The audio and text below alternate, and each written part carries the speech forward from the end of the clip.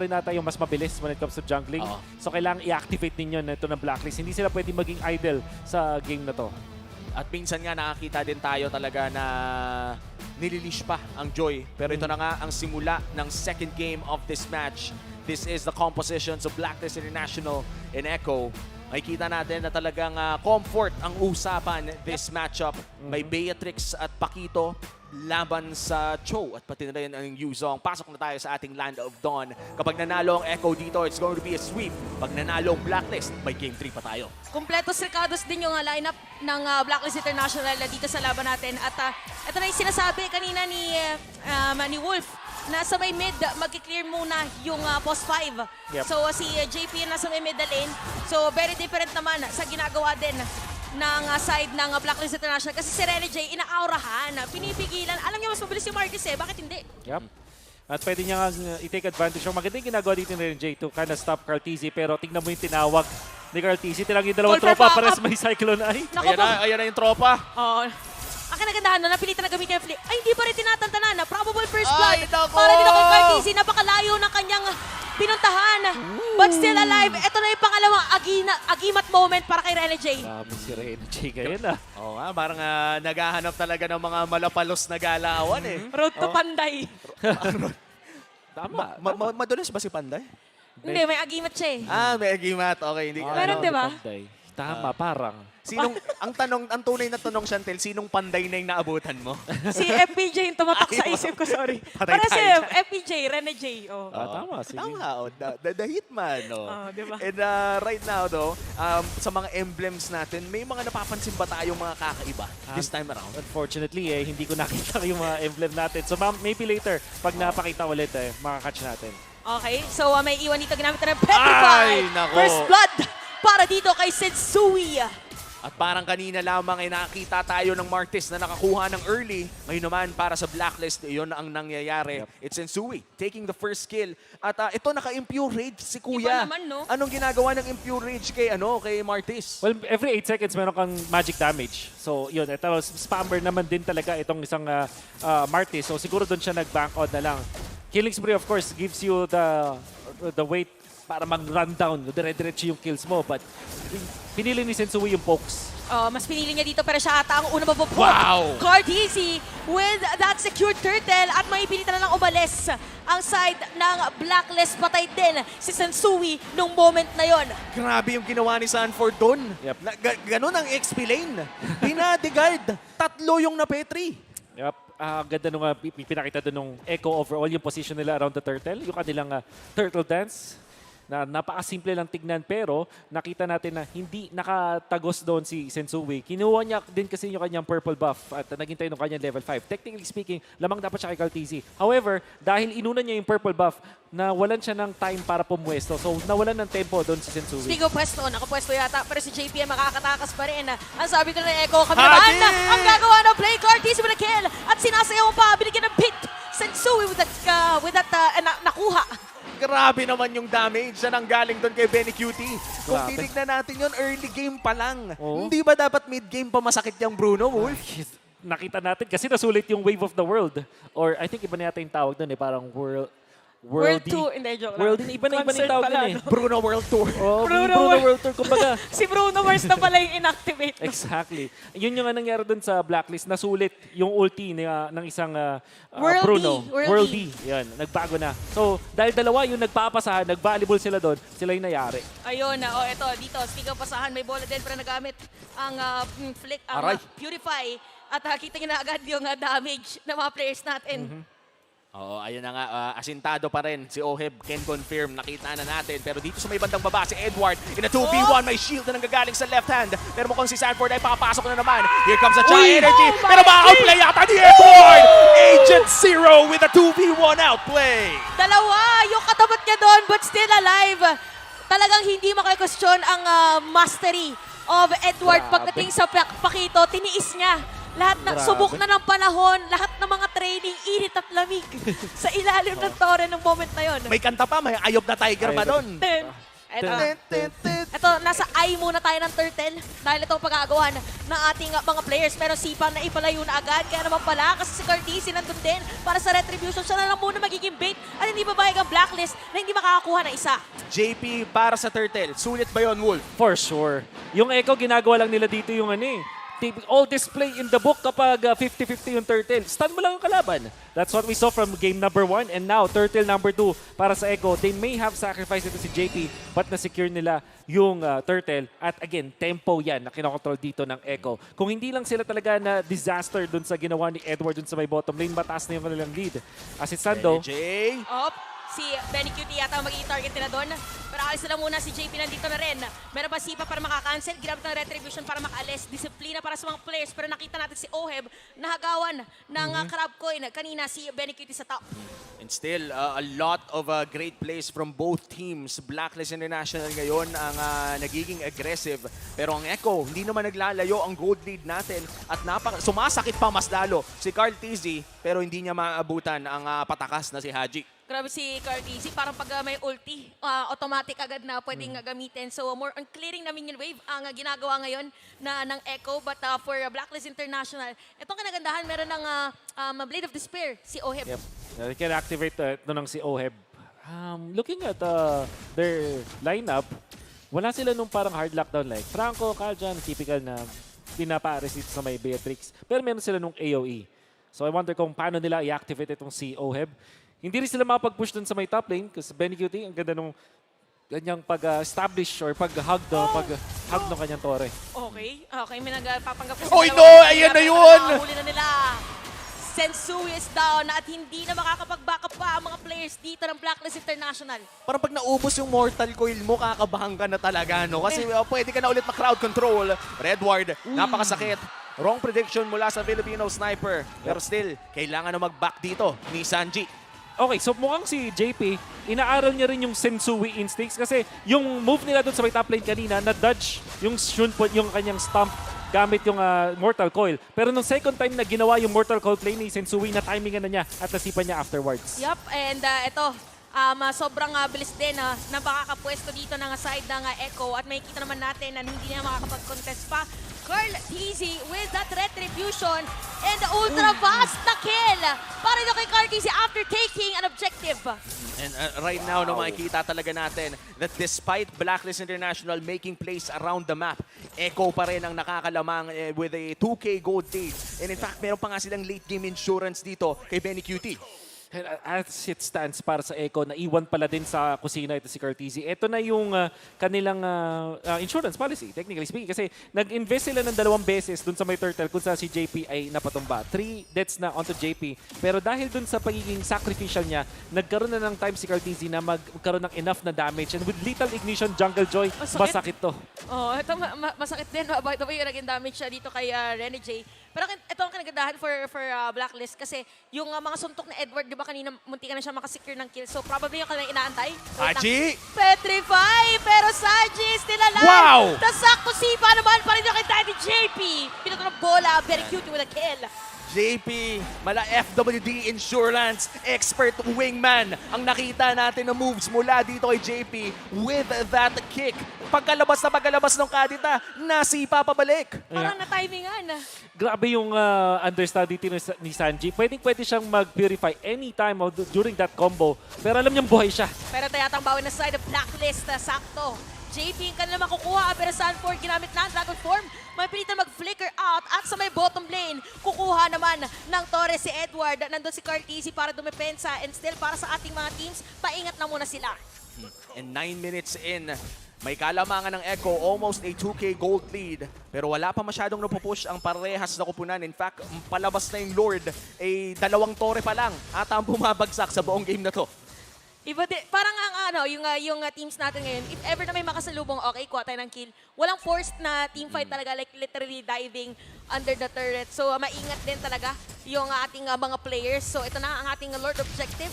So si Cartis yung mauna doon, may pili na tumalon na Haji again. Sisisit na naman pero buhay si Sanford doon. Oh, Kaya no! naman ang bawi, sinagot agad. Cartis with that killing spree. Ang sakit na ng electrifying beats. Wala nang rhythm of joy yun. Pinindot lang niya yung Oo. ulti niya. Literal, hindi niya naghintay. And Haji is having some trouble. Hindi na siya, yung dalawang attempts niya na pag -1 dun sa Echo, parehas hindi nag-work. Na nabubuhay pa with one sliver of health. Kumbaga, yung sinasabi natin, 1 HP na lang natitira, which is hindi enough. And so far, ano ba yung items niya dito? Naka-Genius 1 naman na siya. And for sure, yung Clock of Destiny, maybe pag nakakuha niya yung third item, doon na siya makapag-burst ulit. But Hop! Nako po, Ganda. nasipa na naman ha. Oh my God. JP is on fire. Pero si Sanji makukuha dito ng Oheb sa may middle lane. So tingnan natin kung i-secure ba or pipilitin na kuhanin yung Lord dahil nakapwesto na sila. Bouncing ball para kay Rene J. Nagsistretch Rene ng J. konti pero sasalubungin lang with a dash. Tapos si Benny Cute mag-free. Oh, Tapos no! nakita na naman ni Sanford dito si Oheb. Kaya dahil dyan, Echo will secure this Lord. Lord secured para sa Echo at napakaganda ng ginawa ni Sanford doon with the Black Dragon form and Petrify. Grabe yung control ng nagawa ng Echo in that Lord Pit. and simple lang, counter lang talaga ng isang Yuzong, yung Beatrix. Kitang-kita naman natin, hindi man lang naka-react dun si Obi with a flicker.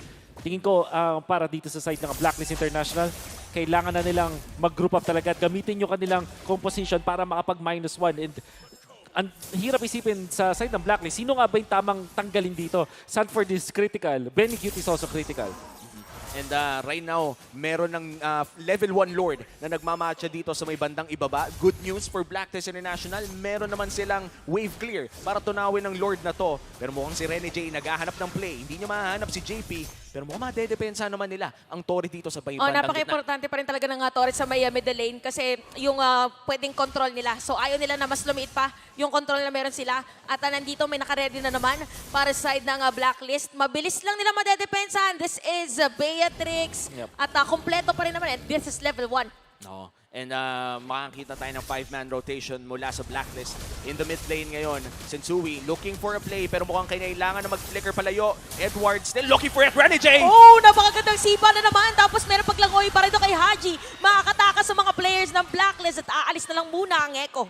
Very commendable play mula doon kay JP. Parang maganda na ginawa doon ni Rene J. Kaso hindi naka-abante doon si Oheb. Naharang siya ni JP and of course the rest of Echo. Super good initiation coming out from Rene J. Wala nga lang talagang follow-up because Echo knows. Ang kailangan nilang gawin, pigilan si Oheb na mag-deal ng damage. And Oheb right now still 2-1-1 despite na the counter pick nga na nakikita natin mula kay Sanford. Okay naman ang nakikita nating laro mula kay Oheb but still Blacklist International is struggling with a 4K gold lead sa kamay ng Echo at si Carl TC. Perfect game kasabayan ni Benny Cutie so far. Oo nga, no, 3-0-3 pala parehas. Tsaka yung dito, yung play ni Cartesi, kung mapapansin natin talaga, ayan, sasabihin pala natin na nagpo-front na. Tatlong dinaan yung mga players from Blacklist International. And look at that, yung Blacklist, parang same with game number 1, medyo naghahati-hati ulit sila dun sa possible gold sana nila. Nandito nahawakan ng Echo yung macro ulit dahil lang doon sa mga sacrifice ni JP. And of course, yung perfect game nga na nakita natin dito mula kay Carl TZ. Na sa-sacrifice yung mga deaths doon kay JP na 4 deaths na ngayon pero kitang-kita natin na nag-pay off talaga yun para sa Echo. Maganda yung start para kay Carl TZ. Bilang isang roamer, nag-gigit ka naman ng gold naturally. And if you're looking at yung kanyang counterpart na si Rene J na 0 deaths sa ngayon at may 2 buong item na just 1 or 2 minutes ago, parang kahit pa sabihin mo mas maganda yung stats ni Rene J, yung impact plays na naramdaman natin kay JP. Oh, speaking of, gumawa Yun ng na. play against JP. Nakabawi na si Bawi Rene na. J nung moment na yun at nakapag-deal na rin ng damage. Wow, ang Blacklist sakit. International. Ang sakit na rin ni Edward. At take note, nakasira din siya ng Torres sa may top lane. Pero sabi ni Carl TZ, dadaan si Silip lang, mag-face check Carl lang din. This is TZ! Carl TZ with a double kill against Blacklist International. Woo! How do you even explain that? Literal na nilakaran lang yan. Nakita niya, after nung 2 dashes niya, naramdaman niya na siguro nandun sa bush. At na sulit pa niya, 2 yung nakuha niya doon. And you have to also give it to Sanji. Yung poke, na paggamit niya sa Valentina bilang poke, na force agad yung ulti, yung passive ni Haji. Which, pag na-proc na kasi yung Thalassophobia, may ilang kalagi sa pagpwesto. Oo. And Haji hindi siya nakahanap ng pwesto niya. Tapos ang ganda din ng nung rhythm nga na nailabas doon ni Carl Tizzy dahil perfect rhythm yon. Napakataas ng damage ng electrifying beats kapag perfect rhythm at bumabalik din ang kanyang buhay. So napakahirap i-burst ng isang Joy kapag ganong estado ang nakikita natin. And now Echo with a Luminous Lord. 14 minutes in, bot lane muli magmamarcha ang Lord. At ito na nga ata ang inihintay ng Echo to pull off aggressive play na pwede nating makita. Feeling ko yung kanina moment kay Carl Tizzy, supposedly mag-face check lang siya eh. Tinanong lang niya kung may tao, tapos sumakto din na meron nakatagan. Look at that. Yung presence pala ni JP, medyo napupush back mga players ng Blacklist International dahil meron nga din namang Lord dito sa may bottom lane. So Lord will march in at dedepensahan ng Blacklist International. Maagang paggamit ng Black Dragon form. Si Sensui medyo naaarayan. Tapos aalis na lang muna sila. May JP! play na naman at pinaka-target niya is gonna be Haji. Papasok dito si Renny J. Pero Torre gusto kuhanin. At dahil dyan, JP is gonna be down at madedepensahan muna ang Lord. Nakakuha ng panibagong buhay doon si Haji at hindi naging sapat ang oras ng Echo para makapitas ng isa. Pero still, mission successful with that inhibitor in the bot lane. Napigilan dun yung combo na gustong gawin dun ni JP with the Way of the Dragon. Blacklist International nakahinga ng kaunti. Sanji though, nakapag-pop siya ng kanyang Purify. Yun na sana yung target ni Haji for the combo at nakahanap na siya ng magandang angulo. With the Divine Glaive, sure, makapag-one hit na siya. But very nice Purify coming out from Sanji to save himself. And now a Death Bush strategy mula sa Blacklist International. Ang tanong ay alam ba ng Echo na nandun sila at lumiit ang gold lead ng Echo mula 9K ay bumaba na ng 6,000. Carl Tizzy still looking for his next big kill pero nasalubong niya ang Hitman! Nakabos At ang mukhang tutuloy na nila! Napaganda. Total shutdown para dito sa Blacklist. Pero may bawi yata ang Echo. Pumasok na dito. Ginamit ang Petrify. Pero Sensui is there. Renegade is gonna be down. At unti-unting hahabol. JP with a Jit Kundo. Meron pa sipa. Walang ultimate. Pero napakasakit dito. Benny Cutie. Full Sanford's damage. Agent Zero! Pinakalain ni Sensui. At Edward. Target dito ni JP and Sanford. Makakatakas pa rin. Agent Zero. Still alive. 1-for-1 ang sagutan na yon pero unang death ni Carl Tizzy in this game. Yes, sobrang laking shutdown, of course, na nakita natin mula sa Blacklist. Pero kinailangan nilang spend yung kanilang ulti mula kay Haji as well as kay Oheb. Kung kaya na sana ng damage output ni Oheb na ma-eliminate agad si Carl Tizzy, just utilizing yung ulti doon ni Renjay, perfect na sa Blacklist. But after nung kill nila doon, kinailangan nilang mag-back out kasi wala na silang utilities after. And yun yung naging resulta kung bakit na yataps din si Sensui. Then again, Blacklist, of course, masaya dun sa trade na yun na bawasan nila ng 2,000 gold lead yung Echo. At controlled muli ng Echo ang Lord na ito. And this is their third Lord of the game. Echo once again secures a major objective. Blacklist, dedepensa na naman sa loob ng kanilang base. Parang mas mahirap to somehow for Blacklist at Depensan kasi yung damage din ng Lord ay mas mataas. And for Echo, may nakakapag-recuperate sila eh pag may -1. Oo. Like nung nangyari sa may top lane kanina. Edward, nag-Malefic Roar. Ang kanyang decision dito, kailangan na niya talagang maging damage dealer. At the same time, siya yung mag-one shot doon kay Benny Cutie. Problem is, and you'll notice this, hindi pa gumagamit ng Purify doon si Benny Cutie. Like for the past few minutes, hindi natin nakita dahil yung positioning pa lang niya, enough na. And of course, kung paano siya dinedepensahan dito, kung paano nagpipil yung Echo para magkaroon ng magandang oras dito si Benny Cutie. Kanina, nakakita tayo ng perfect game kay Carl Tizzy at siya yung talagang tinarget ng Blacklist International. Pero sleeping quietly dito si Benny Cutie, not a care in the world. Perfect game din para sa kanya. Ito ata ang tinatawag nating calm before the storm. Bagyong Benny Cutie, nag-aabang lang ng oras niya. Echo, conceal play. Namataan si Hoheb pero nandito si Sensui para pigilan ng dalawa. Oy, napigilan nga lang din. At yung side ng Echo ay merong pressure na dadalhin doon sa may middle lane. Ito na yung Dragon. Nahila lang din. May gagawin na place lahat. Haji, mawala ni Immortality dito. Carl Tizzy, sakto sa suntok ni Agent Zero. Habang si Benny Cutie magbabato lang ng mga bola. At Blacklist International makakadepensa pa rin. Another major defense mula sa Blacklist International at palapit na ng palipit ang ating mga items. In fact, lock build na parehas ang ating mga gold laner. Exactly. So, two things na gusto ko i-comment. Number one, good chemistry ni Edward tsaka ni Haji. Kitang-kita mo na yung communication nila na once nakita nila si Carl Tizzy, kaya nilang eliminate. Second, Rose Gold Meteor para kay Oheb. Kaya siya nag-survive dun sa talon noon nakita natin dun sa Yuzhong. Very commendable itemization mula kay Oheb. Ito na yata yun, parang for Blacklist ngayon, unti-unti nilang somehow dire-decipher kung ano ba yung inilatag sa kanila na Echo, pero medyo napalayo nga lang nasipa doon. Medyo delikado yata para sa side ng Echo, pero hindi. Buhay pa rin dito si JP at meron ding immortality habang yung Dragon ay humahabol na rin. Si Sensui ang target nila. Still has the Energy. immortality, but the charge doon. And Edward. Edward, the agent, sino sa may batalikod, Killing Spin na para dito kay Oheb. Pero yung World D from Benny Cutie ay napakaganda rin. Nagkakalapit na nga ang mga mundo. Blacklist and Echo. Yung mga team fight natin, wala nang one-sided. Yep. Lagi nang may exchange. At this time, nakikita na natin na masakit na talaga si sniper ni Beatrix na coming out from OHEB, the Filipino sniper. And of course, si Haji na ngayon with the items, confident na siya na kaya niya mag-burst with this combo. And Sanji, napa-overstep dun sa laban na yon. Big props to OHEB as well, keeping himself safe nung nag-go na doon si Sanford. At this point kasi bilang Yuzhong, kaya mo ring i-one-shot si OHEB. So nagpapagalingan na yung dalawang team sa atin. At ito ang unang Lord na makakalapit ang Blacklist. Make or break para sa mga agents. Sila ang magsisimula ng Lord na ito. And this is an Evolved Lord. 20 minutos na ang larong ito. Carl Tizzy nandun sa may bandang gilid kasama ni JP. Pushing na rin ang may bandang ibaba kaya protektado at may oras pa naman ang mga agents. Pero si Sensui ang nahuli! Oh. Saktong-sakto, hinatid sa mga kakampi. Sensui is down sa kamay dito ni Sanford at ito na yatang inaantay. Grabe, parang hinatid lang, hindi alam na merong pwesto or nakatao doon. And the Echo might secure this Lord. Pero nakapwesto pa rin ang mga players ng Blacklist International. Possible 3v5 scenario. Sanford, hinahanap si Oheb. Lilipad, babalik, Edward. Pinoprotektahan si Oheb pero Renny J. Tatakas ata dito. Nagamit na rin ang rough waves. Nagamit na ang mga ultis. Na-reset din ang Lord.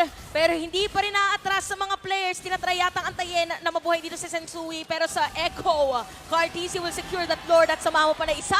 Patay na rin dito si Rena at mamipilitan na tumakas pa. Free para kay Cartesi, si Edward at Oheb ang katapat niya. Edward Oheb versus 5 Orcas marching in the mid lane. Hindi na ata nila aantayin pa ang Lord pero buhay na rin naman si Sensui. 3v5 scenario. Pwede nang tapusin ng mga Orca to maliban na lamang kung may milagro ang Blacklist International. Pwede dumabensa dito si Oheb. Meron minion wave sa may top lane. Meron din sa may middle lane. Lahat ng pressure ay pwede na maramdaman. Nasiba pa nga dito si Agent Zero. Makakatakas ba? Mukhang hindi na dahil sakto lang din naman yung bola tapos yung minion wave nandito na. And for our series win, Echo! That winning moment is brought to you by our official sponsor, FWD Life Insurance. Echo ang magiging unang panalo sa Season 12 ng MPL Philippines with a 2-0. Alam na natin, nararamdaman na natin yung Blacklist International na nakabawi dun sa laban na yun. However, the way na hinawakan nila yung Lord dun sa dulo, Sensui, hinatak yung aggro ng Lord, papunta dun sa isang long bush dun sa may top lane. Hindi niya alam, dalawa na pala yung nandun at nandun pa si JP. The easiest way of the dragon of his life. Parang hinatid lang talaga yung kalaban niya dun. And Sensui already utilized yung kanyang Mortal Coil. So, wala siyang way para makalabas dun. Alam mo, napakaganda nung term na sinabi ni Wolf na parang pinapadaling tignan or nagmumukha madali yung mga bagay doon sa mga setup ni JP kasi pag bigla siya nagsiset, magugulat ka na lang, oh okay na, nahuli niya yung isa sa pinaka-importanting player na parang hindi siya risky play pero kung tutusin, risky play siya eh. And that is just the beauty of having very aggressive players inside Echo's roster. But yan na nga, nailista na, nataga na rin sa bato ng Echo panalo. Pero palakpakan pa rin natin ang Blacklist International with the comeback of MV3 and the debut of Sensui in the roster. Echo man ang nagwagi ngayon, masaya ako na nakakita ng bagong Black